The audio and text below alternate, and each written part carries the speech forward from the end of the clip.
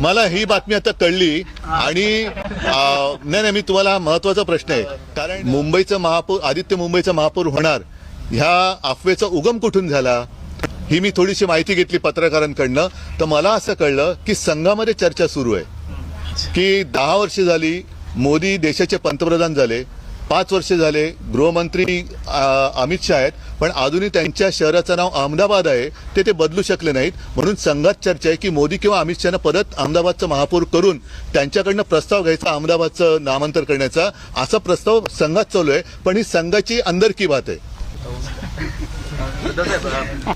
कदाचित मोदी किंवा शहानं ते अहमदाबादचं महापौर करून त्यांच्याकडनं नामांतर, कारण काय बघा अहमदनगरचं अहिल्यानगर केलं, तसं अजूनही विरोधी पक्षात असताना अहमदाबादचं ते कर्णावती करू बोलले होते. आता 10 वर्ष होऊन गेली, 11 वर्ष झाली मोदी पंतप्रधान आहेत.